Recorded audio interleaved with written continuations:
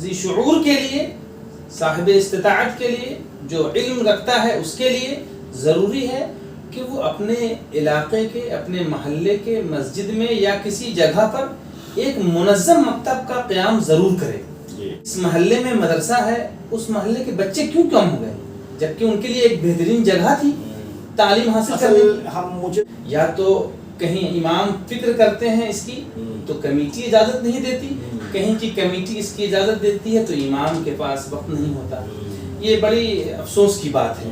ضرورت تھی کیونکہ مکتب اور جو دینی تعلیم کا جو اصل جگہ وہ تو مسجد ہونی چاہیے، کیونکہ اتنا فرض عین ہے علم دین کا سیکھنا جس سے وہ حلال و حرام کی تمیز آ جائے، غلط اور صحیح کا شعور آ جائے، بڑوں کی عزت، چھوٹوں پر شفقت، اور اپنے زندگی گزارنے کا جو طریقہ ہے وہ طریقہ آپ کو علم دین کے ذریعے سے ہی ملے گا۔ آپ دیکھ رہے ہیں ویژن آج کل، اور میں ہوں عمران علی۔ آج ہمارے اسٹوڈیو میں ہم سے بات چیت کرنے کے لیے ہیں مولانا سید ابوذر ندوی۔ ابوذر ندوی صاحب جو یہ دینیات مکتب شمالی محلہ کے پرنسپل ہیں اور دینیات مکتب مگدھ زون کے نگراں بھی ہیں۔ ہم ان سے مکتب کے تعلق سے بات کریں گے، جو مکاتب ہیں اور اس کی کیا ضرورت ہے، اس کی کیا اہمیت ہے، ان تمام چیزوں کو لے کر سر آپ کا استقبال ہے ویژن آج کل میں۔ جی بہت بہت شکریہ امام بھائی آپ کا۔ ابھی جو حالات ہیں وہ بچے مطلب بالکل تھوڑے سے ہوش مند ہوئے نہیں کہ ان کو نرسری میں انگلش میڈیم میں ایڈمیشن کرا دیا گیا۔ یہ امیر طبقہ بھی اور غریب طبقہ بھی، ہر لوگ چاہتے ہیں کہ ہمارا بچہ انگلش میڈیم اسکول میں پڑھے، بڑے اسکول میں پڑھے۔ اب ایسے میں جو دینی تعلیم ہے، جو بنیادی چیز ہے ایک مسلمان کے لیے، جو دینی علم کا ہونا کتنا ضروری ہے، اور اس میں یہ مکاتب کی کتنی ضرورت ہے، کیا اہمیت ہے، اس کو لے کر ہم آپ سے جاننا چاہیں گے کہ اس پر کیا کہیں گے آپ، کتنی ضرورت ہے مکاتب کی اور کیا اہمیت ہے اس کی؟ دیکھیے عمران بھائی، علم دین تو ہر ایک انسان کے لیے نہایت ضروری ہے، اور اللہ تبارک و تعالیٰ نے علم جاننے والے اور علم نہ جاننے والوں کو برابر نہیں کہا ہے، یعنی دونوں برابر نہیں ہو سکتے، جاننے والے اور نہ جاننے والے۔ قرآن میں اس کی آیت موجود ہے، قُلْ هَلْ يَسْتَوِي الَّذِينَ يَعْلَمُونَ وَالَّذِينَ لَا يَعْلَمُونَ۔ تو ہر انسان کی بنیادی ضرورت ہے علم حاصل کرنا، اور خصوصاً دینی تعلیم تو ایسا ہے گویا کہ جیسے جسم میں روح، اگر کسی شخص کے پاس بنیادی دینی تعلیم نہ ہو تو وہ ویران گھر کی طرح ہے۔ خصوصاً جب بچے چھوٹے ہوتے ہیں تو وہ سادہ لوح ہوتے ہیں، اور اس وقت جو بچوں کو سکھایا اور پڑھایا جاتا ہے اور جو تعلیم و تربیت دی جاتی ہے وہ دیرپا ہوتی ہے، وہ نقش کر جاتی ہے ان کے ذہن و دماغ میں، اور وہ پوری زندگی اس کے سائے میں زندگی گزارتے ہیں، ان بتائے ہوئے طریقے پر عمل کرتے ہیں، یہاں تک کہ وہ زندگی دنیاوی زندگی میں بھی کامیاب ہوتے ہیں اور آنے والی آخرت کی جو زندگی ہے اس میں بھی کامیاب ہوتے ہیں۔ تو بنیادی علم دین جو ہے، اللہ کے رسول صلی اللہ علیہ وسلم نے فرمایا طلب العلم فریضۃ علی کل مسلم و مسلمہ، او کما قال علیہ الصلوۃ والسلام، کہ ہر ایک مسلمان مرد عورت کے لیے علم دین کا سیکھنا فرض عین ہے۔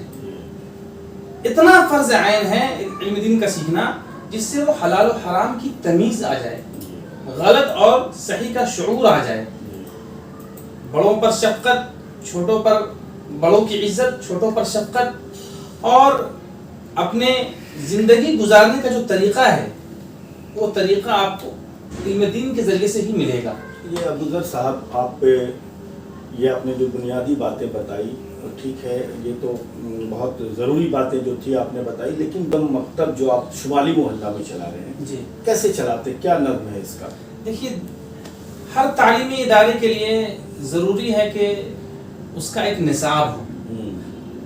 افسوس کی بات ہے کہ ہمارے جو مکاتب چلتے ہیں، جن کو روایتی مکتب کہتے ہیں، جہاں پہلے آپ پڑھا کرتے تھے، جو جن کو پاٹھشالہ آپ نے کہا، یا جن کو جو پرانے مکتب ہوا کرتے تھے، جو مولوی صاحب جو پڑھایا کرتے تھے، زمین پہ بورے بچھا کر پڑھتے تھے، اور بڑی جافشانی کے ساتھ، بڑی خدمت کے ساتھ وہ لوگ پڑھاتے تھے، محبت کے ساتھ.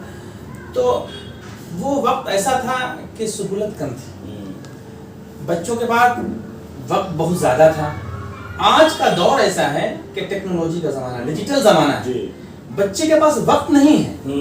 سب سے زیادہ کمی اگر کسی بات کی بچے کے پاس ہے تو وقت کی. تمام لوگوں کے پاس وقت کی کمی. تو وقت کی کمی کی ہونے کی وجہ سے ہمارا بچہ اسکول میں، ٹیوشن میں تو مکمل وقت دے رہا ہے، لیکن جو ضروری ہے، جو ضرورت ہے اس بچے کی، اس معاشرے کی، اس میں ذرہ برابر بھی نہ اس پیرنٹس کا دھیان جا رہا ہے، نہ اس بچے کا. بچہ تو ذرا معصوم ہے.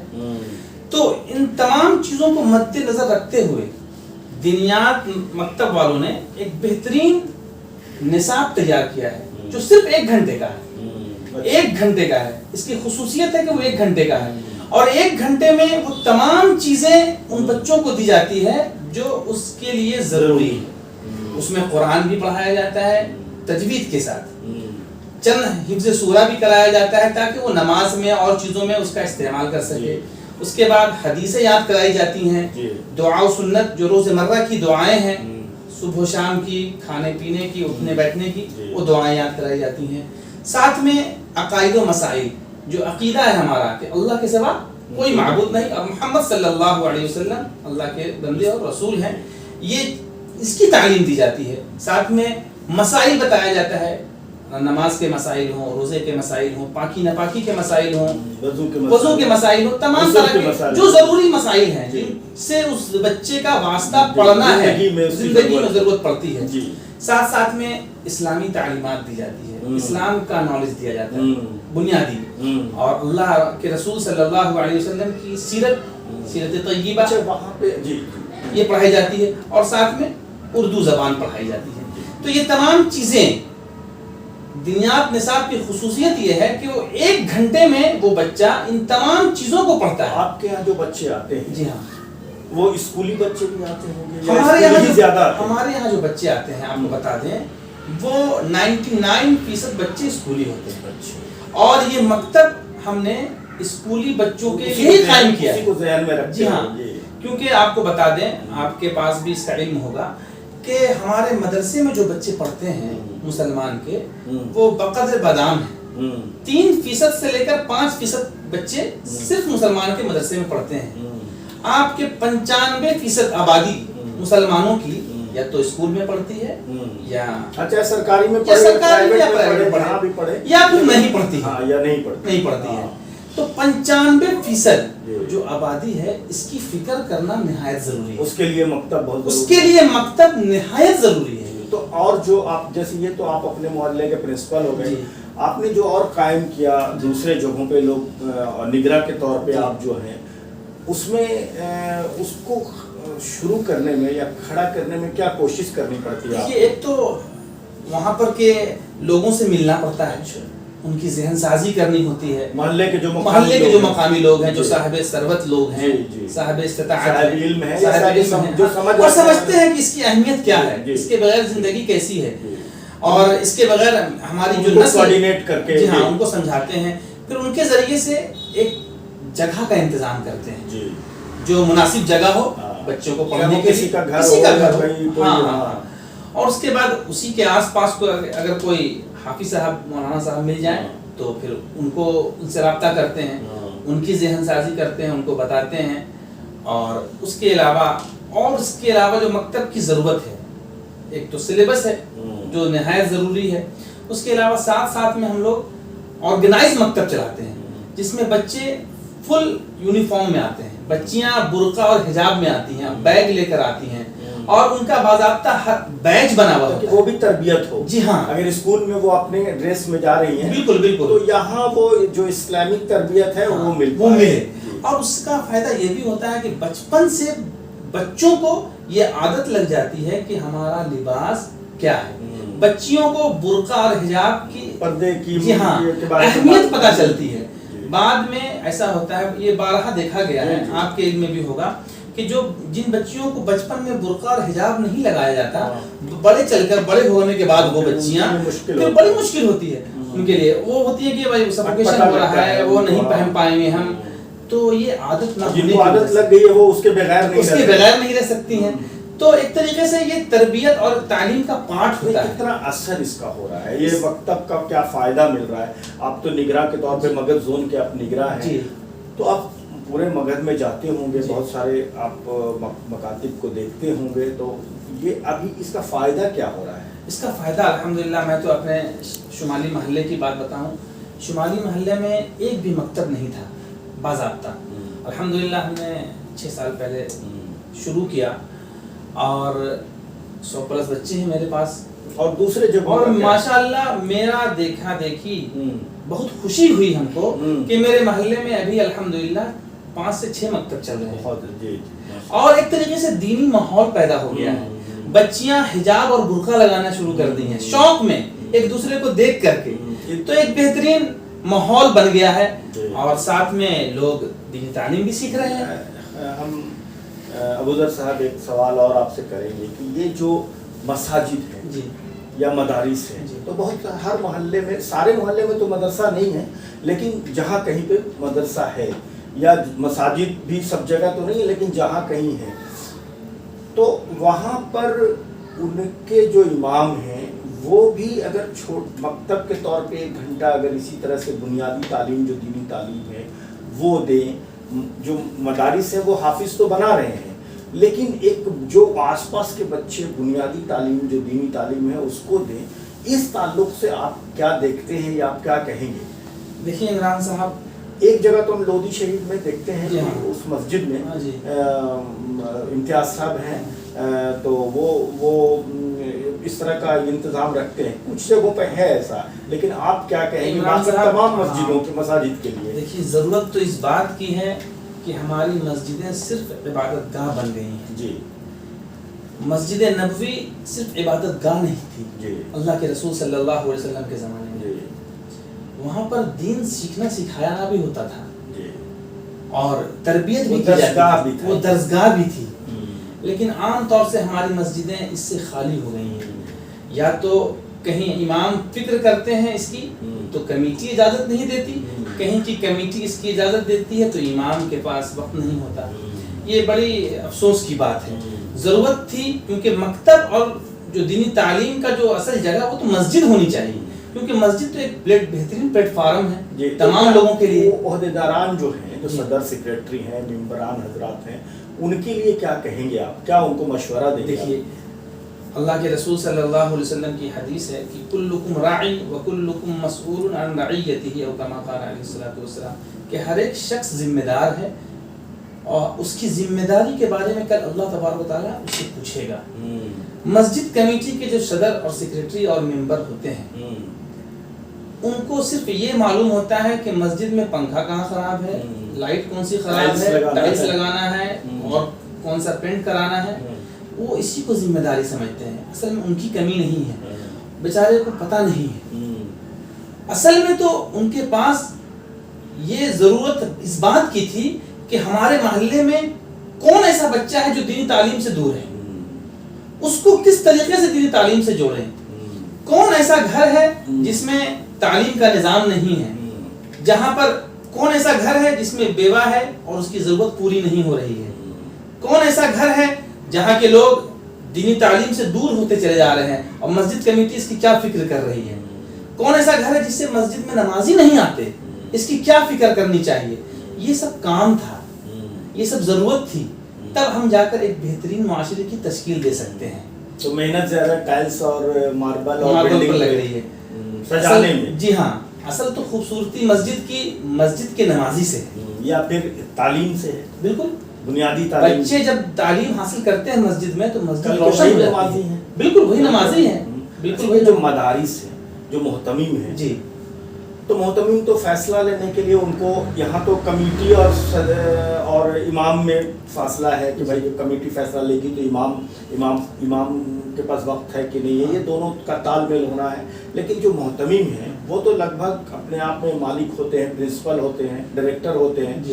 یا پھر جو آس پاس کے لوگ ہیں جو تعاون کرتے ہیں مدرسے کو، ان کے لیے کیا کہیں گے آپ کہ مدرسے میں تو تعلیم ہی ہو رہی ہے، مدرسہ تو درسگاہ ہی ہے، پڑھائی ہو رہی ہے، لیکن یہ بچے جو اسکول میں جاتے ہیں، جو سرکاری اسکول میں جاتے ہیں یا انگلش میڈیم اسکول میں جاتے ہیں، وہ بنیادی تعلیم کیسے حاصل کریں؟ دیکھیے ہم نے آپ کو بتایا ابھی کہ 95% وہ بچے ہیں ہمارے جو مدرسہ نہیں جاتے، لیکن ہماری پوری توانائی سے مراد جو ہمارا صدقات عطیات نکلتا ہے، جو زکوٰۃ ہم ادا کرتے ہیں، تو اس کی ایک بڑی رقم مدرسے میں جاتی ہے، جہاں پر الحمدللہ مدارس والے کام بھی کر رہے ہیں اور مدارس کا حافظ بنا رہے ہیں، مدارس کا ایک بڑا رول رہا ہے، بنا رہے ہیں، بالکل بہت بنیاد ہے۔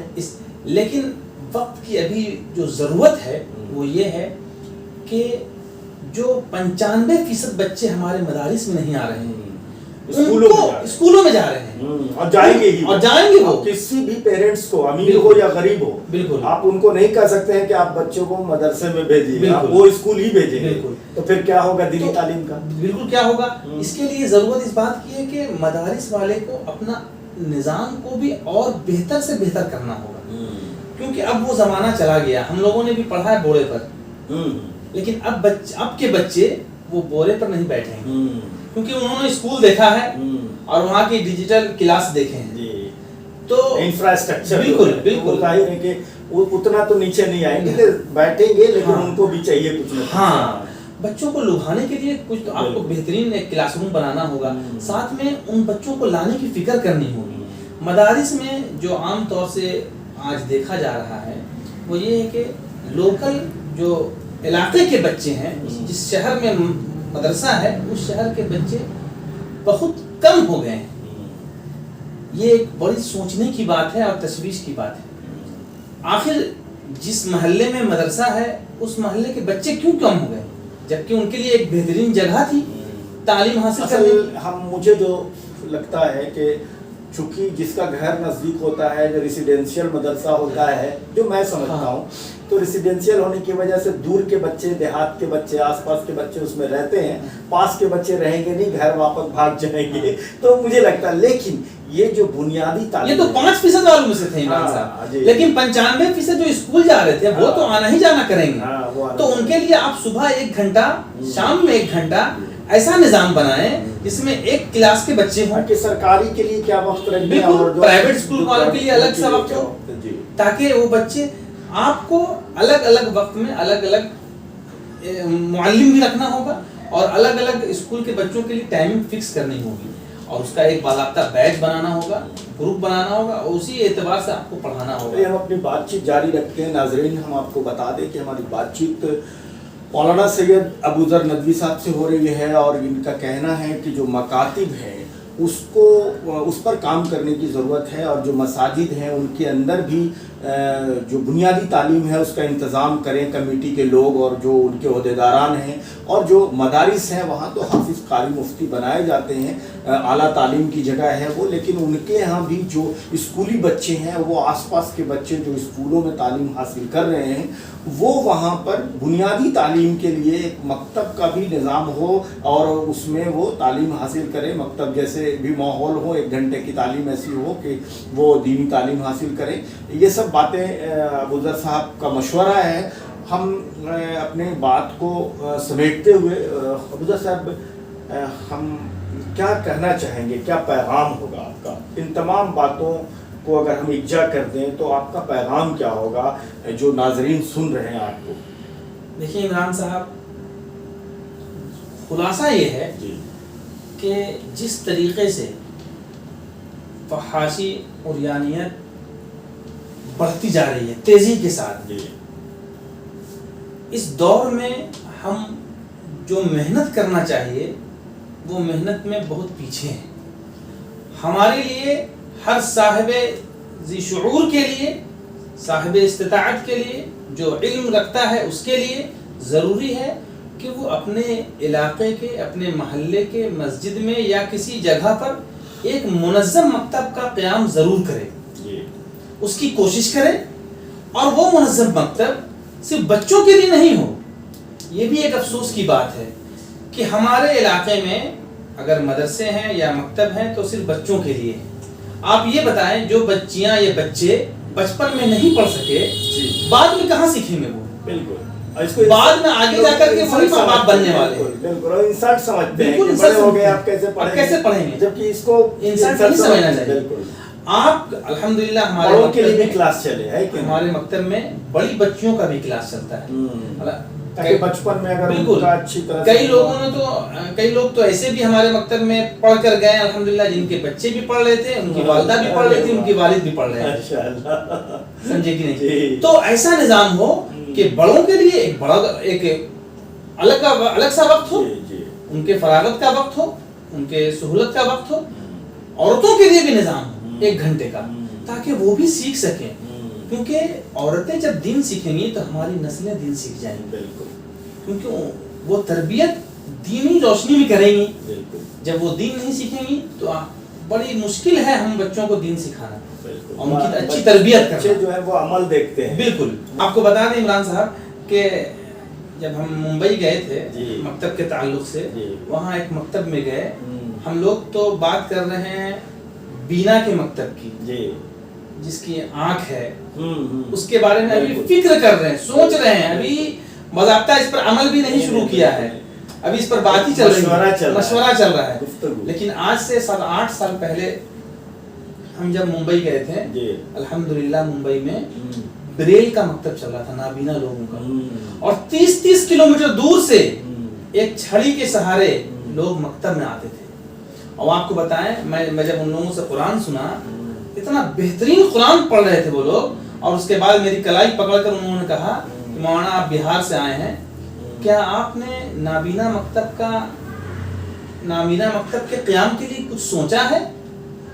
تو خاموش ہو گئے, میرے پاس کوئی جواب نہیں تھا. ہم نے پوچھا ارادہ تو ہے انشاءاللہ؟ بولے ارادہ کر رہے ہیں ابھی. آپ یہ بتائیں کیا اللہ تبارک و تعالی ہم سے کل قیامت کے دن سوال جواب نہیں کرے گا؟ میری زبان خاموش ہو گئی. بالکل. کیا ہم سے اس دنیا کے بارے میں سوال نہیں ہوگا؟ آپ نے ابھی میرے بارے میں سوچا تک نہیں, آپ عالم دین ہیں. ایسا لگ رہا تھا عمران بھائی کہ ہم کہاں ہیں. جب اس نے کہا کہ سنیے مولانا, اگر آپ نے انتظام نہیں کیا بریل مکتب کا اور ابھی ارادہ نہیں کیا تو کل قیامت کے دن آپ کا دامن ہم پکڑیں گے, کہ آپ نے ارادہ تک بھی نہیں کیا. اور ہم لوگ تو بھائی بینا مکتب کے چلانے کے لیے سوچ رہے ہیں. بالکل, کہا جاتا ہے نا کہ اچھے کام کی شروعات کر دینی چاہیے. بالکل, وہ اپنی منزل تک پہنچے یا نہ پہنچے, کوئی آنے والا اس کو پہنچا دے, لیکن اچھے کام کی شروعات ہونی چاہیے. تو وہاں پر الحمدللہ بریل کا بھی مکتب ہے, نابینا لوگوں کا, اور اس کے بعد عورتوں کا, بچیوں کا, بچوں کا, بڑے لوگوں کا. اور معلوم چلا جب ان سے پوچھا, ان کی عمر 35 سال تھی, 35-36 سال. انہوں نے کہا میں لائر ہوں, وہ وکیل تھے. انہوں نے کہا کہ اس چھڑی کے سہارے سے ہم 35 کلومیٹر 30 کلومیٹر دور سے آ رہے ہیں, کیا ہم دین سیکھنے کے لیے نہیں آ سکتے ہیں؟ لیکن آپ نے نظام ہی نہیں بنایا, آپ نے کوئی ایسی جگہ ہی نہیں بنائی جہاں ہم سیکھ سکیں. تو یہ بڑے افسوس کی بات. میں نے پیغام کے لیے کہا تھا, تو آخری جو بات ہے اس کو سمیٹیں گے ہم. جی, کیا کہنا چاہ رہے تھے؟ اور شرگھاٹی کے لیے شرگھاٹی خاص طور سے, یا جہاں پورے مگدھ زون کے ہیں, تو پورے شرگھاٹی پورے ہندوستان میں لوگ سن رہے ہیں, تو اس کی کیسے شروعات کر دیں, اسی پر ہم اپنی بات کو دیکھیے پوری کریں. ہر شخص آج کل اس کی استطاعت رکھتا ہے کہ وہ ایک خود مختار, خود کفیل مکتب, منظم مکتب چلا سکے. اس کے پاس اگر جگہ ہے تو وہ جگہ کا انتظام کرے, اور پاس کے کسی معلم سے رابطہ کرے. میں انشاءاللہ اپنا تمام جو اپنا نظام ہے اور اپنا جو ایکسپیرینس ہے 8-9 سالوں کا مکتب کے تعلق سے, میں انشاءاللہ اس کو شیئر کروں گا, اس کی مدد کروں گا, اور ہر طریقے سے اس کو گائیڈ کروں گا. اور ہر محلے میں تو ایک مکتب کا نظام ضرور ہونا چاہیے, تاکہ ہمارے جو نونہال بچے ہیں, چھوٹے بچے ہیں, وہ بنیادی تعلیم سے محروم نہ رہ سکیں. بس یہی پیغام ہے, اور امید ہے کہ آپ کے چینل کے مادھیم سے لوگ اس بات کو سیریس لیں گے اور اہمیت دیں گے, اور پھر انشاءاللہ ایک اچھا نظام چل پڑے گا شرگھاٹی کے علاقوں میں. بہت بہت شکریہ ابوذر صاحب. ہماری آپ کی بات چیت جو ہے وہ علاقائی نہیں ہیں، بہت دور تک باتیں پہنچے اور دور تک اس باتوں سے لوگ عمل کریں، ہمارا یہ ہے۔ اور ناظرین آپ کو بتا دیں کہ